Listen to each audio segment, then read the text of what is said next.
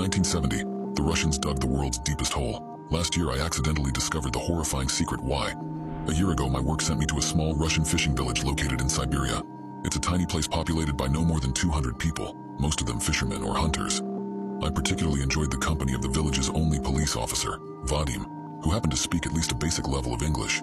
His job mostly consisted of escorting people home after they had a bit too much to drink, although he often partook in the drinking rather than stopping it. Needless to say, we quickly became good friends. We rather enjoyed ourselves in such a bizarre world, cut off from civilization. At least we did until the 9th month of our deployment. One of the local 7-year-old daughters had gone missing. Her name was Daria, and she had been out playing with her friends around an old abandoned building widely believed to be a Soviet-era silo. The whole structure had been closed off for almost 40 years and forgotten, yet the children loved hanging out in the area. On that particular day, the silo was open. The doors were broken down, which revealed a large room full of ancient equipment, and a large dark hole in the center. The hole measured about 50 feet in diameter, and the depth was unknown. There was a basic elevator platform in the center of the hole, like something used for descending mines. All that could be seen was endless darkness reaching into the abyss. Daria had fallen into it. I immediately knew in my heart that the fall had murdered her. A fall that deep, even if the bottom was a pool of water, it would be lethal. The other children insisted that Daria had called out for help after falling into the hole, which gave out false hope to the terrified mother. It was the first time I'd seen Vadim efficiently work to put together a rescue operation. Calling for official aid so far out was a hopeless task. Even if they sent help, they would arrive too late. Seeing as I had some experience in that field, alongside basic first aid, I volunteered, as did one of my colleagues, Stanley. While the mechanics attempted to revive the old machinery, including the elevator, I attached a sinker to a line in hopes of measuring the depth.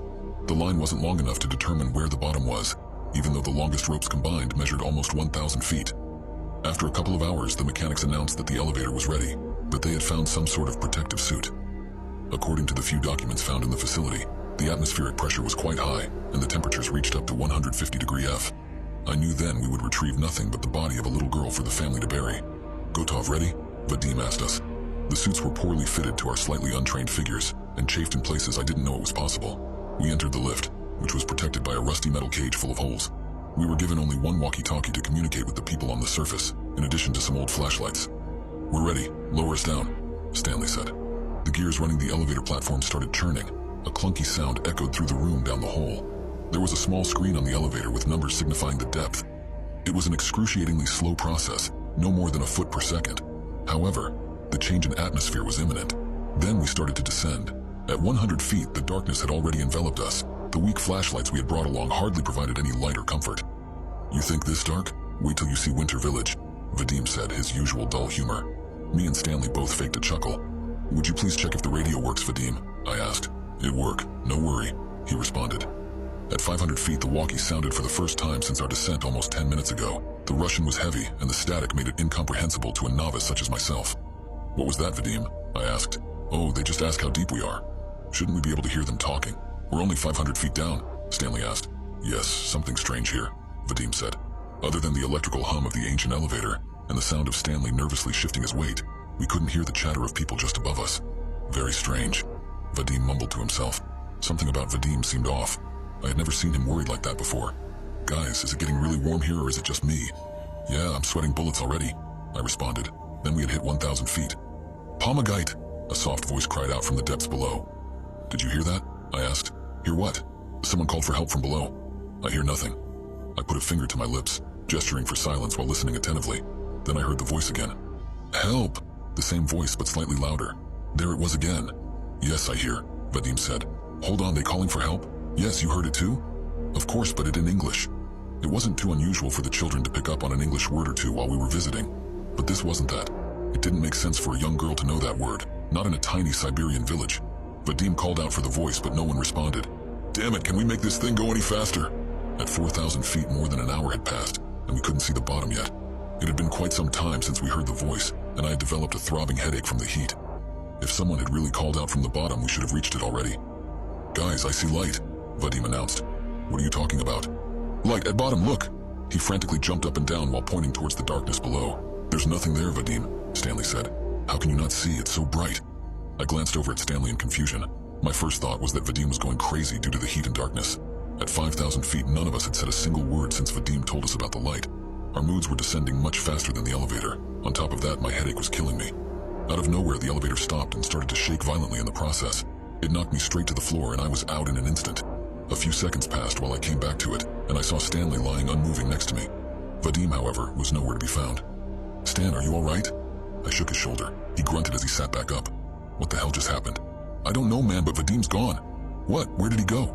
"I don't know, he just vanished." We looked around. There was no way out of the elevator. Although there were a few holes in the metal cage surrounding us, it would still be impossible for a large man such as Vadim to get through.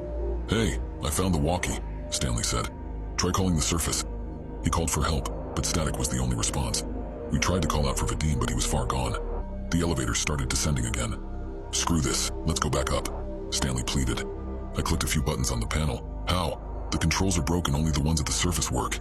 He started screaming for the people up top to bring us back, but we both knew there was no way they could hear us all the way down there. At 10,000 feet, it had been more than 4 hours, the heat getting worse for each foot descended. I'd already passed out a couple times from dehydration. "Why haven't they brought us back up yet?" Stanley asked with a weak voice. He was quite a bit older than myself, so he was rapidly deteriorating from the heat. "I don't know. Is it even possible to be this far down?" Stanley didn't respond. He had fallen unconscious, but I lacked the energy to wake him up. I was about to pass out for the nth time myself. I was only jolted back into consciousness by what sounded like singing. It was the most beautiful thing I'd ever heard, in Russian, and I didn't understand what it was about, but it was so serene, so pure. "Stan," I called out with my fading voice. "Who's singing?" He mumbled, half asleep. A light appeared in the depths and the singing got louder. "I see it, the light," I said. The elevator stopped once more. Stan was gone. Just like Vadim, he had vanished into thin air. But the light remained, the beautiful warm light. It started moving towards me, and the closer it got, the more at peace I felt.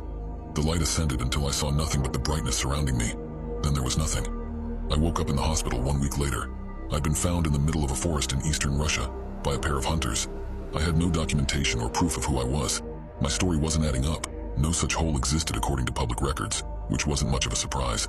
But when I dug deeper, I realized the village I had stayed in for the better part of a year wasn't even on the map.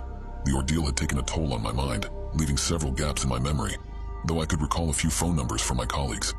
When I called them, their numbers were all either disconnected or reached completely unrelated people. After a lengthy investigation, I was allowed to travel back to the United States on an emergency travel document. My fingerprints matched some documentation of my existence, which helped, thankfully. When I returned home, I discovered that my house was owned by someone else, and had been for at least 10 years. It took me a long time to figure out what had happened, but some changes were too big to be a horrible coincidence. Putting aside the personal changes I've experienced here, even world history doesn't match what I remember studying. Geography is vastly different. Heck, there's an entire continent missing from the map. Denial is a powerful tool. It took me months to come to terms with a very simple yet complicated fact. The bottom of the hole was a portal. This is not the world I belong to. I run a network of serial killers in my hometown. I am responsible for the death of 608 civilians. It was very early in life that I realized I was born a murderer. Still, I always acted righteously, a moral sense born from pure fear of being caught, not from any sort of sympathy towards the miserable, despicable human condition. In childhood, I restrained myself enough to only murder insects, and I took pleasure in watching them recoil in pain, slowly succumbing to the fate I had designed for them. I was inevitable, a twisted little god holding their existence in my hand and throwing it away as I pleased. As I grew up, life gave me plenty of chances to quench my peculiar thirsts. I used them as an opportunity to understand myself better and to fully embrace the fact that I was rotten to the core. I knew by the age of 16 that the only thing standing between me and a bloodbath was valuing my freedom over my urges. My parents raised me as a good Christian boy, which meant that they were suckers full of stupid rules, and that us kids learned to stick together to deter from them. There were 3 of us, Bradley, Ashley and me, the best friends that a bunch of siblings could possibly be. My sister was 15 when she came crying to her brothers about being pregnant. "Julie will get me some medicine to make it go away," she said simply, sobbing on our shoulders. Us boys didn't know a lot about these things, but Bradley, the wiser of the 3 despite being the younger, explained to me that it was an older brother's duty to protect a girl's dignity. They didn't understand why I was smiling so broadly when I asked Ashley who did this to her. It was a boy in her class who I knew from baseball. That scum was the first person I ever tortured. I knew that he couldn't say a word about what I did because his crime was far worse than mine, so it was a gentleman's agreement. He limped for the rest of his life. But something felt empty as I tortured the living hell out of him. Something was missing. At first, I thought it was because I couldn't go far enough to murder him, but I soon learned there was a very different reason for it. 2 days after this, Ashley got the abortion pills from her friend, and I held my sister's hand through the horrible cramps and bleeding. I had to control myself to not get excited from watching the deep suffering on her face. It made me realize that I gained pleasure from watching people suffer. Julia came by after a few hours to check on Ashley. Luckily, our parents worked a lot and only came home by our bedtime. "Will the thing come out of her alive?" I asked, earnestly. I fantasized about murdering it with my own hands, a small human the size of a frog. I smiled. She chuckled. "Gosh, no. It's too young for that. Just a bunch of blood clots. I was disappointed, but I ended up talking with Julie for hours as we took care of my sister together. She knew things and was useful to me. Aside from my siblings, she was the first person I didn't see as a mere insect ready to be crushed by me, and she showed me a whole new world. Thanks to Julie, I learned that volunteering was the easiest way to see some seriously messed up people, and I learned to keep a straight face as I internally rejoiced from their suffering. It was Julia, too, who introduced me to my first girlfriend, Ginny. Ginny was the perfect woman for me, a junkie, completely beyond help, and into some kinky stuff. She taught me so much, always letting me do as I pleased. As I dated her, I was still volunteering at the homeless shelter and studying to be a nurse, the best way to watch human misery on a front row seat, I figured. Things were good enough, but they were about to become perfect. Will you please deal with him? I was asked by a fellow volunteer, an older woman with too much hairspray. She was annoyed at some crackhead that came for the soup. He keeps talking nonsense. I have to go, my son has a soccer match today. I nodded and went to the man. I'm telling you. This guy did some sort of sorcery to my buddy. We were trying to sleep when this guy showed up and grabbed him, then put his thumb on Tom's forehead and started to chant something. Then I heard an explosion. I swear, there was a little fire or something. I was dizzy. I look again and there's two of the guys, one carrying the other. Zero Tom. I miss Tom. Always shared the booze. The man was catatonic, but I felt there was something there. We knew Tom. He hadn't been at the shelter for 5 weeks, even though the two of them were always together. In these cases, we assume the person either died or somehow didn't need the soup anymore. Tom was an old fellow, with almost no teeth and always confused. It was unlikely that he got a good job or had family show up and remove him from the streets. I was sure that something happened, but could that be true? I pressed the matter, trying to make the old beggar remember the words from the chanting. Even if it was nothing, I wanted to try doing the same. I then took notes. It sounded like obscure Latin if I knew anything about it, but even the misheard words were enough to take me to a suspicious internet forum after a few tries. The author described a ritual to create a clone of yourself from your fingerprints and the body of another person. This supposed clone would have no fingerprints, but other than that would have the same knowledge that you do, and be and do whatever you wanted. The post was 2 years old and had a single comment, from the original poster, an additional recommendation. It's better if you get someone with low mental resilience. That's probably the reason why that person chose a homeless drug addict. I had just the perfect guinea pig for that. It was as simple as chanting specific words in Latin for 3 minutes while carefully pressing my thumb against the precise spot that's supposed to activate the canarium. If it was all BS, I'd have nothing to lose. Ginny obediently let me press her forehead and say the words I had memorized. I didn't have a lot of confidence in it, so I did it multiple times. She didn't even question why. After 3 failed attempts, I felt something like a small spark loosening from my fingers and it apparently entered her head through the contact of our skin. In less than a second, Ginny didn't exist anymore. There was a second me in her place, and he fell on the floor, seemingly asleep. The other me was sent to see someone and create an alibi whenever I decided to do my thing. At first, I was strangling one homeless guy every other night, but, knowing it was impossible for me to get caught, it quickly became an addiction. Soon, I had to send the clone to live my normal life for me while I focused on my dark hobby. The police couldn't care less about Ginny's disappearance, and my parents were relieved to see me freed from that bad influence. Oh, the irony. The clone pretty much took care of everything. He started dating a respectful woman who contributed greatly to endorsing my immaculate image. The original me never spent more than 3 whole days with her. Everything went well for over a year. Then the clone started malfunctioning. The first thing I noticed was that the clone looked way older and more tired than I did. Then, it started spacing out frequently and forgetting what it was doing. In the end, the clone was in such a poor state that it could barely speak. As its creator, I saw a quasi-macabre void in its eyes. It was clear that I had fabricated something that was far from human, and that thing suffered, not knowing where its pain came from. But I didn't care. Disposing of the useless clone and getting a new one was a bothersome task, but not a difficult one as long as I had access to the shelter. Surely, as a lot of the hobos started to disappear, I ended up volunteering somewhere else. This time, a dog shelter. While I couldn't use the body of a dog, I still enjoyed disposing of them. Life as a nurse was everything I was looking for, and soon I learned to fake a death so I could retrieve the still alive body later and make a clone with it. I went on with my life, clone after clone, torturing and murdering as I pleased while the other me was being seen somewhere else. It was particularly pleasant knowing that, even if the authorities became suspicious of me, my alibi would always be perfect. The clones obeyed me completely, but they would decay alive after a matter of months. Somehow, their bodies knew they were an existence that was nothing but a placeholder and wished to escape this prison. After 10 clones or so, I realized that my fingerprints were becoming faded, so there was a limit to being a demigod, but I didn't care either. After 20, it felt like my warlock-like power was almost gone. My control over the clones became weaker too. I even had to put one of them down immediately after they woke up, because it tried to attack me. Maybe it held memories from their previous self and went crazy from the contradiction. With my magic failing me, I went back to the forum to try and message the original poster, but the thread was gone. Over 10 years had passed, after all. The words low mental resilience echoed inside my brain. At this point, to make sure that the clone would be docile, I started using kids, but they faded faster.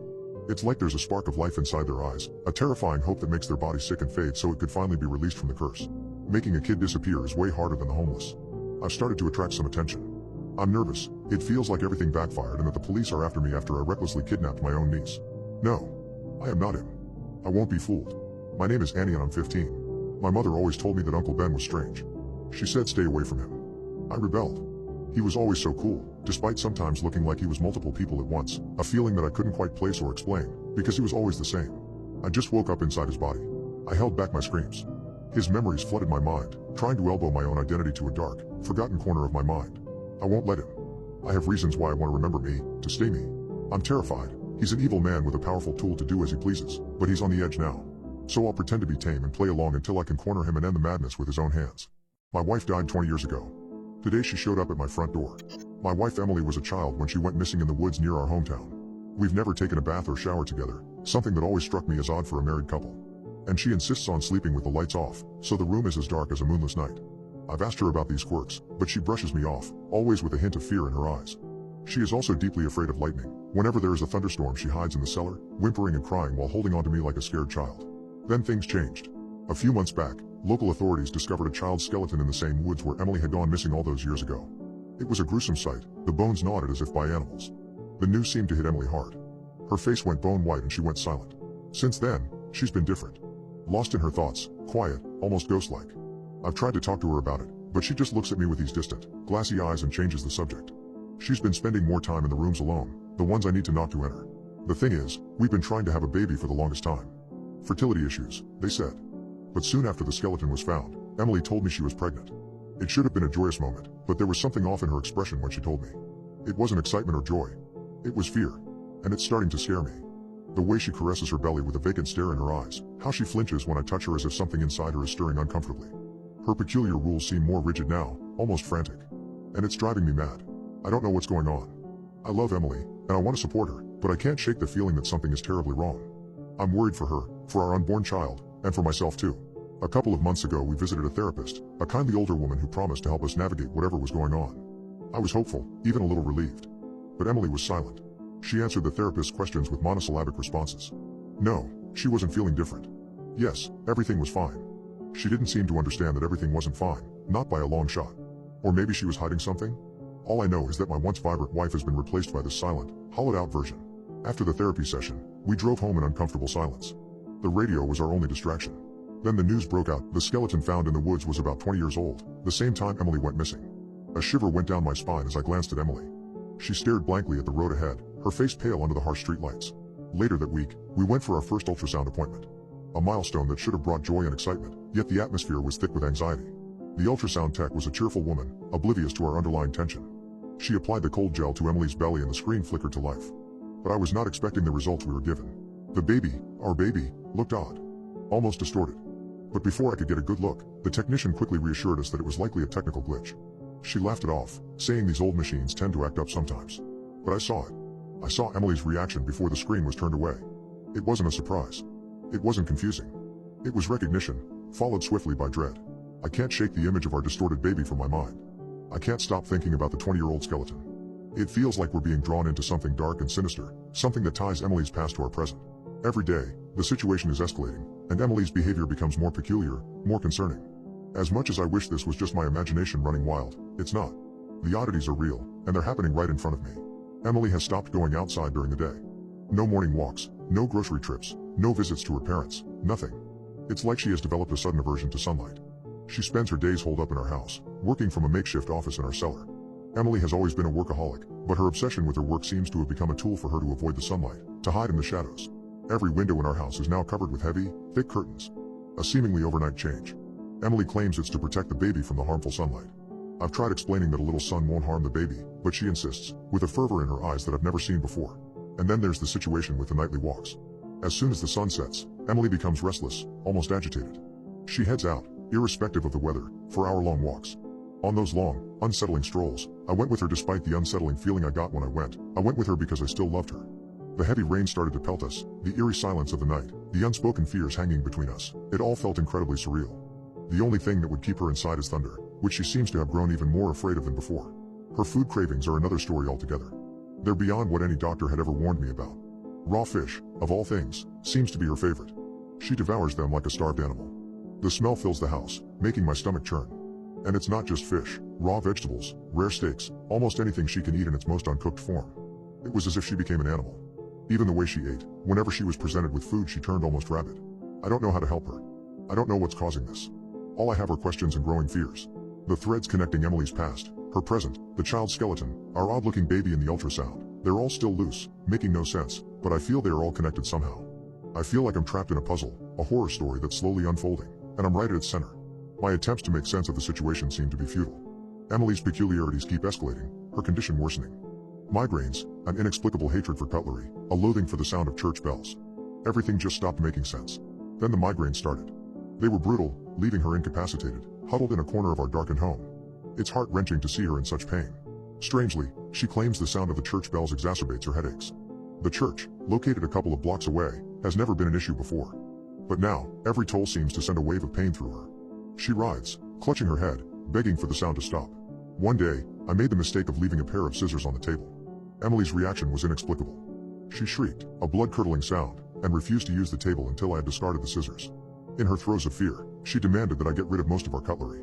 I had no idea what could have motivated this eccentric request, but I did it anyway. Yet, even with the plastic cutlery, she prefers to use her hands, tearing into her meals with a feral intensity. The sight of Emily, my once poised and elegant wife, reduced to such primal eating habits was both alarming and heartbreaking. Our unborn child continues to grow within her, but Emily adamantly refuses further checkups. Her refusal only fuels my worry about the strange ultrasound image we saw. The picture of our distorted baby still haunts me, and her refusal to follow up only deepens my fears. In my desperation, I suggested psychiatric help, thinking maybe this is some extreme form of prenatal depression or anxiety. But the mere mention of a psychiatrist triggered a terrifying reaction in her. She became livid, shrieking with such ferocity that I actually became afraid of my own wife. I'm at my wit's end. I'm losing my wife to this unknown tragedy. I'm stuck in a nightmare, unable to understand, unable to help, and unable to escape. Please, if anyone has experienced anything remotely similar or has any insight into what might be happening, I beg you, reach out. I need help. I need answers. Please. I contacted the psychiatrist again and harassed him until he finally agreed to check on her. A few hours later a blue Volvo pulled up in the driveway and a short and fat man with thick spectacles emerged. He was clearly visibly disturbed by the state of the house. When he asked to see the seller, Emily refused to let him enter for some reason. Other than that, she seemed a lot more calm and collected while he was here, and he ended up attributing her behavior to prepartum depression. He wrote a prescription for sertraline and said a nurse would call about a checkup in a week or so. As he left, Emily stared at me as if I had tried to murder her, but she didn't comment on the visit at all. She wrote a list of groceries for me to purchase, and while I feel awful about leaving her alone, I must confess it feels liberating to get away from her, away from the dark and stinking house, and away from the realistic horror that my life seems to have become. The supermarket felt normal. Fluorescent lights, bored shoppers, and a cardboard cutout of a smiling chicken promising affordable prices for free-range eggs. For a while it was as if my present situation was just a bad dream, and that I would soon get home and find my wonderful, if a bit quirky, wife back to her normal self. However, the shopping list she had written served as a grim reminder of the futility of such daydreams. Meat, fish and poultry was apparently on the menu, in large quantities and with little else besides. As I pulled up on our driveway, the sun had set and I felt my blood go ice cold as I noticed two green eyes reflecting off my car's headlights. My wife was standing on the small staircase leading up to the door, putting up what first appeared to be a wind chime. A closer inspection made it obvious it was made out of hollow bones. She smiled as she saw me, and though I embraced her as she moved in for a hug, I could not let go of my trepidations. She whispered something to me in a language I didn't understand. Unsure of how to reply, I just nodded my head. Human eyes do not reflect light, not in the way hers just had. At least I don't think they do.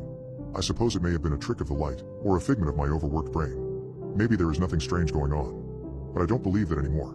She looks different, but I don't know if that is just the lack of light, the pregnancy, her strange diet, or some combination of all three. As she tore into a raw chicken I had bought with animalistic characteristics, I tried to call her parents. I've tried calling them a few times without getting a response during the last few days. I hope they are all right, though I wonder if their refusal to answer has something to do with the skeleton of the 8-year-old girl. She is in the cellar now, doing who knows what. I think I have made a decision. I am going to go talk to Emily, and I'm not going to knock before I enter. I don't know what I will see, but I have to do it. I need to convince myself my wife is not a monster. I went up to her room one night where I could hear her making some unusual sounds, and that's where I made the greatest mistake of my life. I opened the door. When I was 7, my family sold me for profit. Getting revenge was the best thing I could have done. Your daughter could be a model, you know? The smiling man approached us when we were having our ritualistic ice cream. We couldn't afford anything there but the once-a-month sweet treat. I'll admit I have unique looks. My hair was always jet black, even as a child, contrasting with pale complexion and emerald eyes. I had, indeed, fantasized about being a model when I grew up, after seeing so many advertisements in the mall, all of them containing huge images of stunning ladies, surrounded by perfume bottles and jewelry, and dressed in daydreams. My husband, Mom started to shyly answer, but the man cut her off. He probably went through that dozens of times. Why don't I give you my card and you call me after Dad allows it? His smile grew wider. So wide you could see something underneath, but as a 7 years old, I couldn't pinpoint what. She agreed. That night, I pretended to sleep and overheard them. How much did he offer you, Janet? Dad asked, aggressively as usual. Nothing much really, she said in an unsure tone. He slammed his hands aggressively against the counter. You're lying. I know how these things work. I swear, Bradley. He just told me to call. So call him, damn it. Just like that? What do you want me to say? We can't afford it anymore.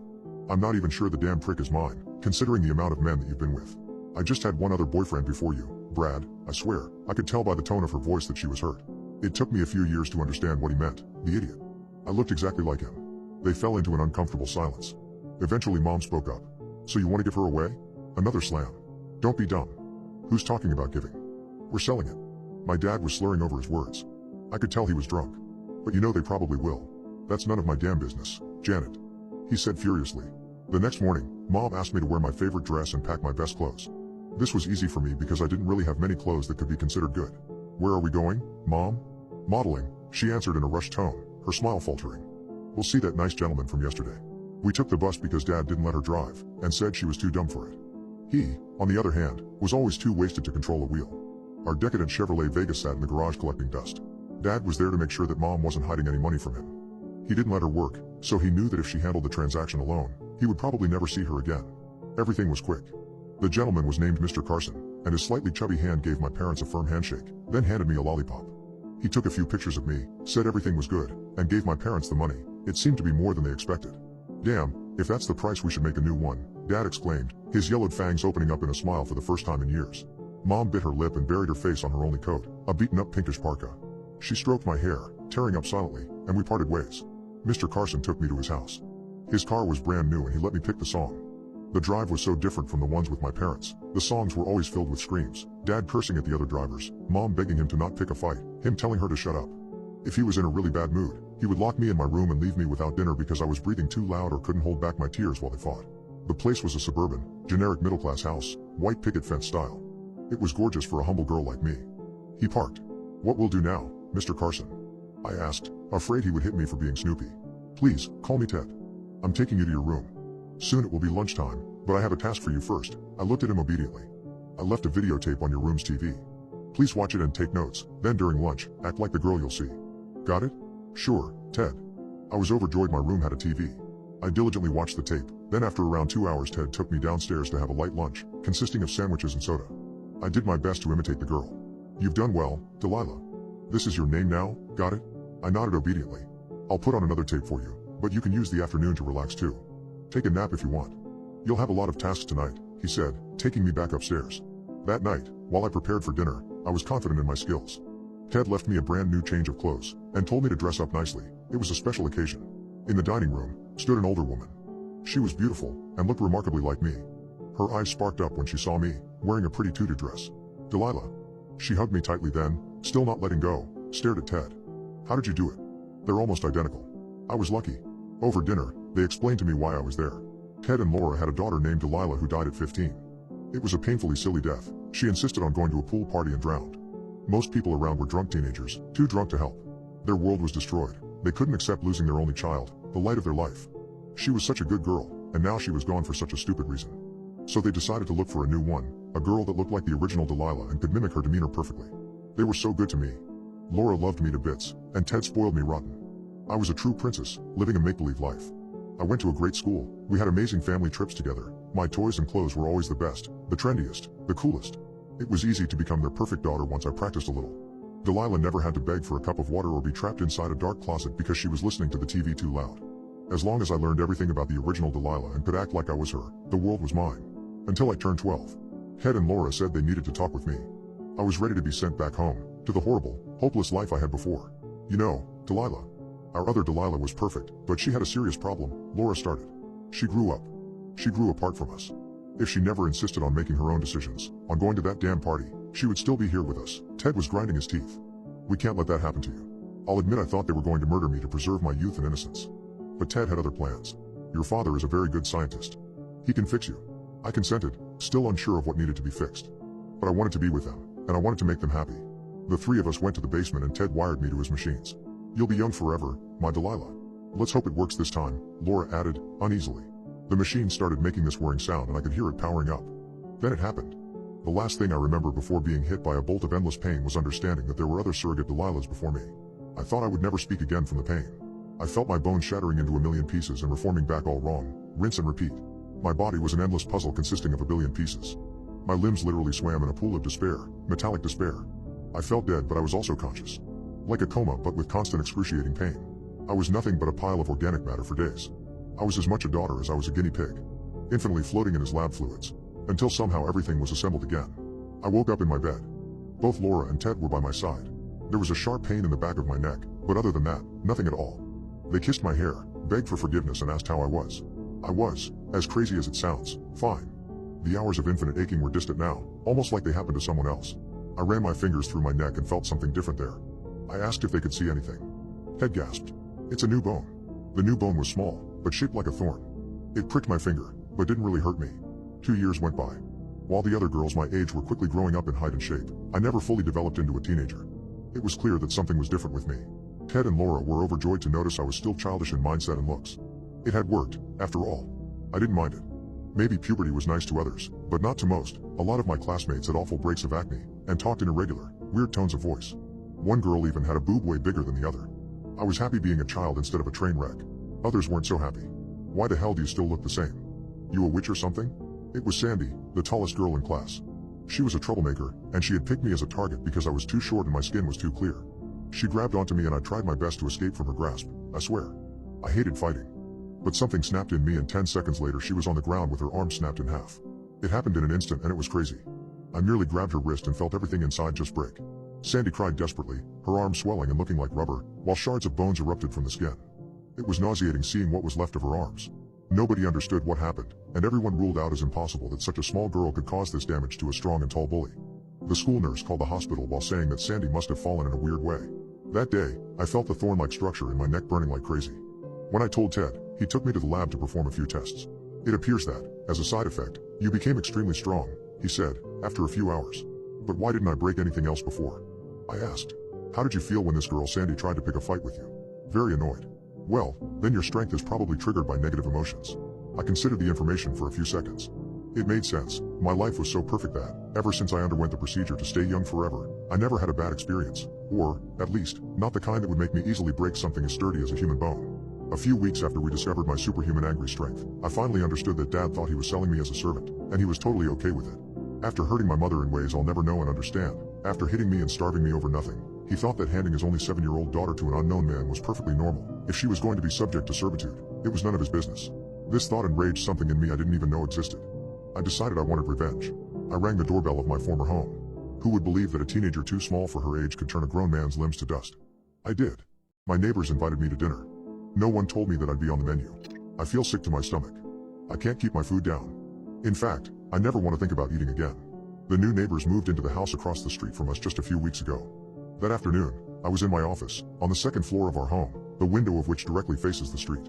They were moving all day, though I found it a bit odd that all I'd seen thus far were movers.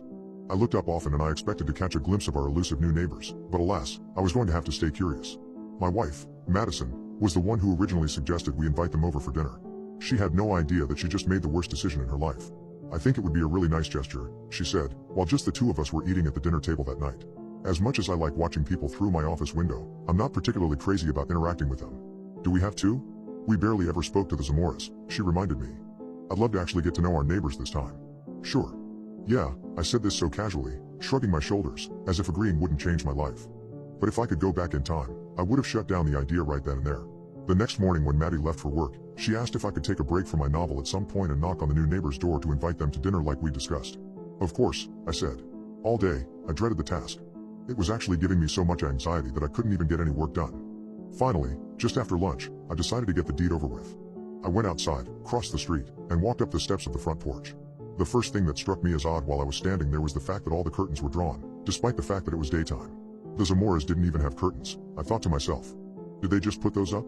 My heart began beating a little faster while I anticipated the awkward first meeting conversation. I told myself to just knock on the door, but that was easier said than done. The feeling bothered me so much I decided I would just lie to Maddie and say they didn't answer. The moment I stepped back down the porch was when I heard it. The front door creaked open.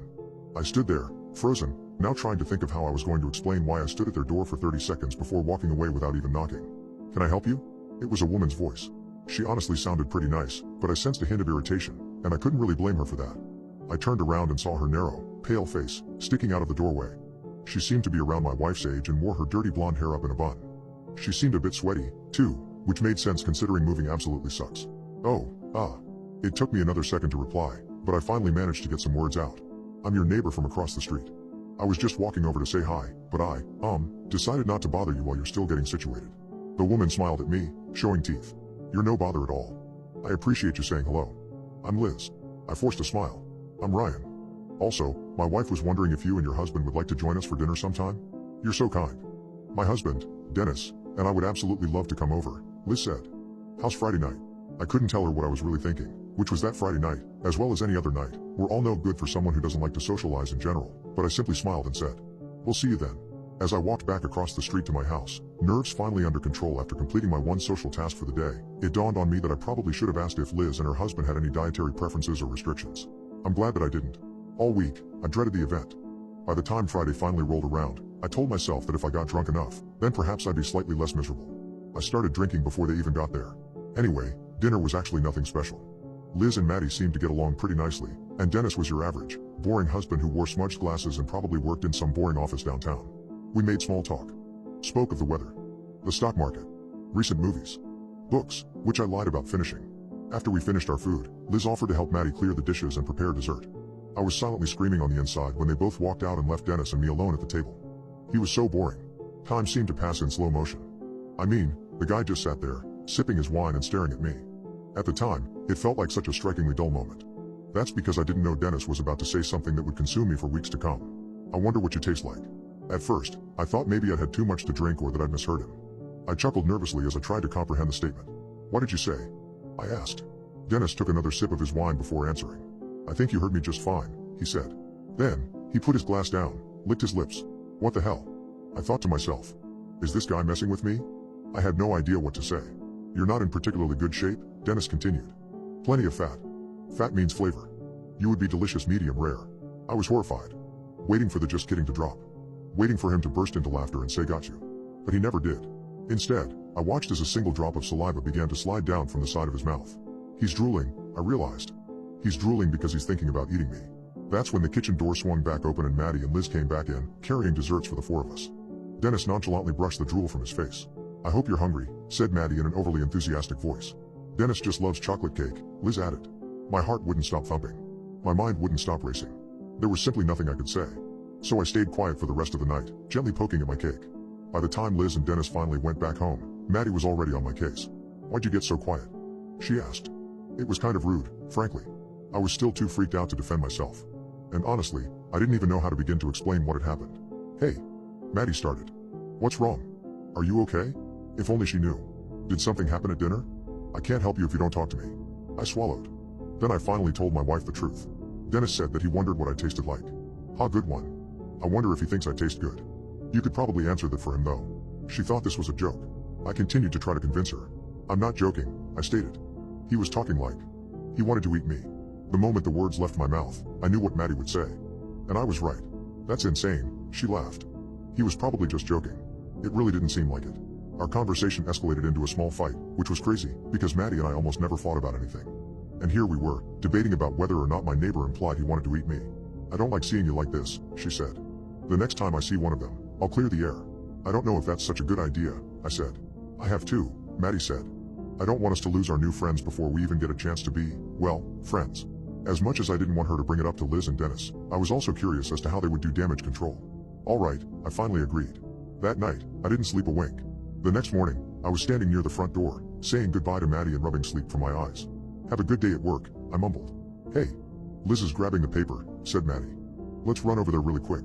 I don't know if that's a good idea. Maddie was out the door before I could protest. I kicked my slippers on and went after her. The two of us intercepted Liz on her lawn just as she was making her way back to the house. Morning, Liz, Maddie shouted, rushing across the street. Liz turned around, a sleepy smile on her face. Hi, Maddie. Thanks again for inviting us over last night. Dennis and I just adored your cooking. Oh, it was no problem, huffed Maddie. By now, I'd caught up to my wife and was standing just behind her, as if I was a little kid waiting for his parents to handle the confrontation so I didn't have to. Listen, Maddie continued. I'm sorry to bring up such an awkward topic, but apparently Dennis made a joke to Ryan last night and it rubbed him the wrong way. Liz immediately looked apologetic. Oh my God. What did he say? Maddie and Liz both stared at me, waiting for my answer. Well, he said that he wanted to eat me. She's going to think I'm insane, I thought to myself. I'm going to sound like a crazy person. Maddie forced a laugh, apparently trying to lighten the mood. I know, it's ridiculous, said my wife. Suddenly, Liz wasn't smiling anymore. She looked at Maddie, dead in the face, then back to me. He wasn't joking. My heart was now beating out of my chest. Excuse me? Said Maddie. My wife seemed angry now. I don't find this funny, Liz. I'm quite serious. Dennis and I have discussed it at length and we've decided that we're going to eat the both of you. Ryan first. Then you. I can't wait to taste you guys. Almost as if she was excited to eat us. Maddie and I stood there, speechless, as Liz calmly walked back into her house and shut the door. Once we snapped out of our terrified stupor, we both ran back across the street, as fast as we could, slammed the front door shut, and locked it. I could barely see straight. It felt like I was having a panic attack, only worse, because at least those pass, with time. I looked at Maddie, trying to correct my vision. Everything was spinning. Finally, her face came into focus. There were tears in her eyes. And I could feel them in mine, too. Then we heard the door break down. What is your most terrifying childhood memory? I still remember my mom's warm smile looking down onto me. It's almost as if she was still here. Every day is a struggle, a nightmare that I cannot wake from. If sleep comes at all, it's in the form of a pill. It took me some time to find a therapist that didn't have blonde hair and green eyes, for I am fearful of those features. I finally found one. Dr. Chung, and boy was I pleased to meet him. He was an Indian like me, so I felt comfortable, and he's highly regarded, has a nice soothing voice, and assured me during our first session that he would find some way to help me. He's currently writing a paper on me, titled, The Man That Fears His Own Footsteps, and in return for my permission to have my story published to fellow academics and students, he's offering me my sessions free of charge. It's a gloomy autumn day and I'm in his office. My fingers are shaking as the fan in the corner of his room unnerves me. He tells me to recline on a red leather sofa and rest my head on a soft fluffy pillow. Chung's glasses are tilted precariously on his nose and his pen is mindlessly scribbling into a thick notebook, dedicated entirely to me. I want you to tell me about your parents. He asks. They're normal. Dad's a policeman and Mom is a homemaker. I have a sister named Julie, but she doesn't speak to us anymore. I replied. Why does Julie not keep in touch with the family anymore? He pressed me. I don't know exactly. She got married and moved to Australia. She just stopped replying to messages and phone calls after a while, I said. I see. He replied, scribbling down long paragraphs of shorthand. Do you recall a fond memory from childhood, perhaps your father teaching you ride a bike or your mother taking you to a fun fair? No specific thing. But it was good. My childhood, I mean, it was normal. Normal is a strange word to use. I want to talk about your fear of balloons. Where do you think that came from? Did you have one at a birthday party where none of your friends showed up? Did you try to blow one up and it popped in your face? Bang. Real loud and surprising. He asked, shifting the subject effortlessly. I don't know. I've just been scared of them for as long as I can remember. The brain is a marvelous thing. It can protect itself. It can cleanse itself of that which would maim it, cast out all the bad memories that might inhibit its ability to survive. Dr. Chung explained. It isn't always conducive to growth, however. Sometimes it is better to face these things, to overcome them. You can't fix a car if you don't know what's happened to it. You think I've forgotten why I'm scared of balloons? I asked. I do. I can help you find out why. If you'd let me, he said casually. I was silent for a moment, pondering. Did I want to remember? What would I unearth in the dark cesspit of my mind? If anything at all?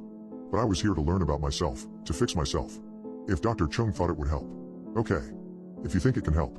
That's why I'm here. I'm going to put you under hypnosis. I know it sounds frightening, but I want you to remember that no matter how dark and awful it feels, I'm always with you. If at any point you need to leave the memory, you can. No harm can come to you in this room, he said gently. He reached out and tapped his metronome into life. Let your muscles unwind and relax. Breathe out from your fingers and your toes. Feel your chest rise and fall. Imagine that it's a gust of wind in a familiar field. I watched the metronome swing. A part of me wanted to resist the sleepiness that had begun to rack my body, so overwhelming it was. I felt my eyes roll around in their sockets. Rather faintly I saw a hayfield, the one that had surrounded my family home. No, I don't want to go there. Where are you, Jonathan? I heard Dr. Chung ask. His voice came from the sky, and though it was clear, it sounded like it was a million miles away. I am home, I said. I could see my parents' thatched house on the edge of the hayfield. Its chimney was billowing out great swathes of smoke, and the ivy that crept up the mismatched brick walls was swaying in the wind. I looked down at my hands and saw that I was carrying a long string. It led up to a small little balloon, bright red and shiny. I could hear a fairground, and beyond the stiff shadowy peaks of hay, I could see bright neon lights. I clutched the balloon string tightly, and my feet, moving of their own accord, carried me to the back door of the familiar old house that took me directly into the kitchen. There were knives and freshly sliced bread on the worktops and a glass of rum and coke, half drunk. There were voices from the living room, both familiar and unfamiliar. I've said no. I'd like to go home now. The thin and gaunt voice belonging to a female said, though quavering there was strength in it. I don't know why you're doing this, Mr. Samuels, but be rest assured the police shall be called. I am the police. Police Constable Samuels, you'll do me the courtesy of my proper title. The voice of my dad replied. You'll find no such justice here. This town is called sorrow. It did not gain that name by being a happy place where justice prevails. I've already said don't touch me. She squeaked. My feet moved me toward the living room door, dread pulling in my insides. Don't look, I said to myself. Nothing good is on the other side. My head peeked to the side of the door. The balloon slipped from my hand and bobbed into the living room, as if carried there by magic. The bleating of our goat slipped in through the open windows. The girl was on the couch. She couldn't have been more than 20. During Christmas all my presents would be laid out there on the couch in gaudy wrapping paper. She was covered in no such modesty. Her dress had been torn from her and only the frayed remnants of it stuck to her body. My dad was kneeling at her feet. He didn't look as I remembered him. His eyebrows were knitted together and his eyes, usually warm and brown, looked closer to black. Stand up, girl, out the back, easy now, he said firmly. I was paralyzed. I screamed at myself to move, but I wouldn't. To get to the back garden they would have to pass me. He would find me, this man who was my father but did not look at all like him. I'm here. Dr. Chung said. Keep going, you're doing so well. I clung to the comfort of his words. Dad nudged by me in the corridor, tugging at the poor blonde girl's hand. Johnny, you're late. Never mind, come help me. If she runs, the shotgun is in the shed, it's loaded, you remember how to use it? He said. My head bobbed like a balloon. I grabbed the string with my hand and pulled it after me. Please, let me go, Sergeant Samuels. I just want my mom. I won't tell, she said, her voice losing its strength. You're not going home. Stop speaking and I'll pop you something that'll take the edge away from the pain. That's the only kindness you'll get from me, Dad said. She went mute. I followed them. Help me, she whispered to me as Dad walked ahead, still pulling at her hand. I gave her no answer. In the back garden there was a large wooden post. At the bottom was another going diagonal. The girl recoiled in terror at the sight, as if it meant something to her. Swallow this. There's a good girl. Dad shoved a few pills into the girl's mouth. She shook and quivered, and I just watched. Dad moved ahead and unfurled some rope that had been left on the ground. He tied it around her shaking wrists. He put his hands around her waist and tugged her up onto the wooden post, upside down. Up here. That's it. He tied her wrists to each of the posts and her ankles too. It was the worst saltier I'd ever seen. I clutched at my balloon string as all the blood rushed to the girl's head. Her eyes bulged and her hair dangled. Johnny, the petrol. Just by the door, he hissed at me. The girl was crying now. I did as I was asked, still clutching my balloon. He poured it over her and her face contorted as some of it went in her mouth. She spluttered and whinged but Dad looked unaffected by the pitiful sight. Please no. I want my mom. I want. She was crying hard now. The pain won't last long, he said to her. He pulled out a lighter from his pocket and clipped it open. He threw it at the saltier cross and it went up in a blaze of glorious orange. She screamed for a while. Disturbing, struggling screams that came from all of the remaining energy in her body.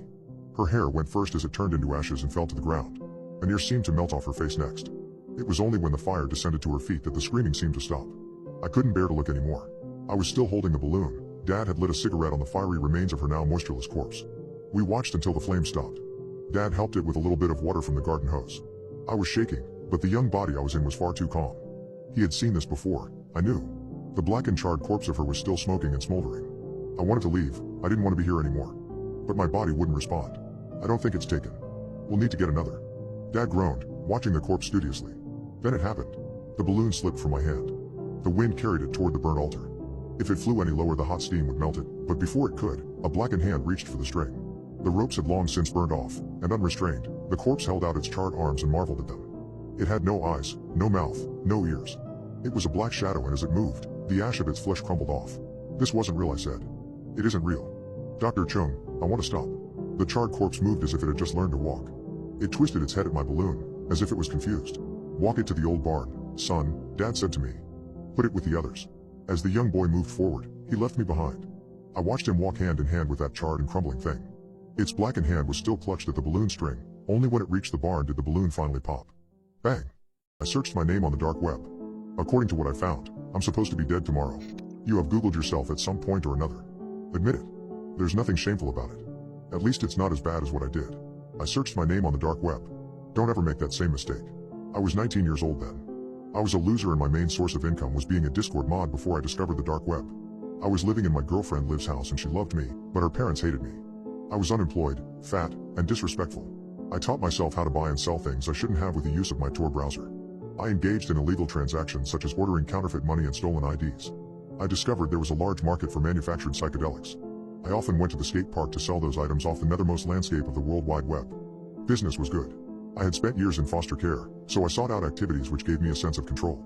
Not having a childhood will do that to you. The ability to navigate the online world to get almost whatever I wanted gave me a sense of power. It was all going well until one evening in July. I sat on the second level of a Barnes & Noble bookstore in a corner next to the self-help section. I always did my best work there, but the place was starting to go under. I didn't have to worry about an influx of patrons. Despite having a disguised IP address, I never wanted to risk a raid at home. The items were always shipped to a P.O. box instead of my unit number as well, but these were all flimsy safety measures. They still gave me a sense of comfort, even if they were a tad delusional. I made sure there were not any cameras mounted near where I sat. It was a small space out of the way of the general public. Hiding in plain sight was always my preferred method. I drank strong coffee out of an oversized styrofoam cup. After 15 minutes of searching, I grew bored. I typed in my name, Joshua Wells. An input of my identity on that part of the web should be an indicator of how successful and arrogant I had become. I did not expect Wikipedia to be among the results, but it was the third link down. The first one involved a ghost tour in New Jersey. The guide had a similar name. The second was a gore website I was not interested in. While I may have been a thrill seeker, I was not out to consume media which capitalized on hurting others. I clicked on the third article link because of the title. It was about a television show. It read The Short Life of Joshua Wells. At first the title did not startle me, since there are plenty of others with the same name. Recaps of 10 episodes were on the page. The first paragraph illustrated how the series did not continue past season 1. I read the summary of the first episode for the sake of passing time. Episode 1. Joshua's father is a known and feared gang member. His mother is a helpless addict. She attempts to use their own son as a drug mule on a plane flight from Boston to California. She has hopes of making a profit by dealing narcotics to a major criminal enterprise on landing. The authorities intercept them. Their son goes with CPS. He goes to a safe harbor for kids.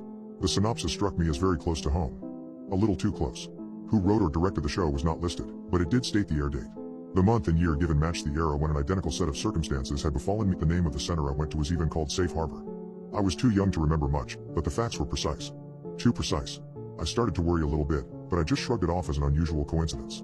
I read the second episode summary. Episode 2. We follow Joshua on his 15th birthday. He goes to a juvenile detention facility for the first time after he attacks a teacher by throwing a desk at him. Although he missed, the instructor still presses charges since he did not like the student much.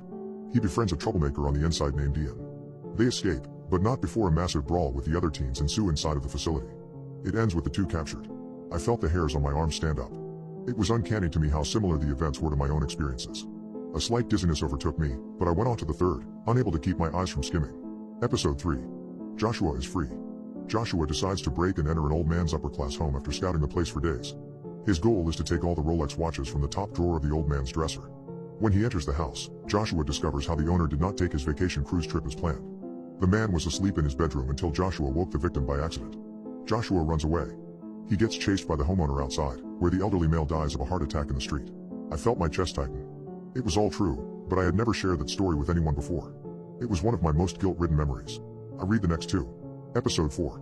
Joshua has nightmares of the old man crawling out of a ditch and choking him to death. He complains about night terrors to one of his counselors, who recommended a doctor. He ends up selling anti-anxiety pills after he does not like the way they make him feel. A girl he asks out overdoses and goes to the hospital. While she survives, he feels terrible, but not enough to stop dealing. He takes his earnings and buys a PC. He takes lessons on how to breach other people's privacy from a group of credit card thieves he met in a mall. What the hell? Episode 5. Joshua discovers the dark web. He uses it to hustle low-level street drugs at first. He later reads headlines about some of his accomplices getting arrested. He still continues to engage in illicit activity. I looked at the air date for episode 6. It was the 24-hour period I was living through. Episode 6.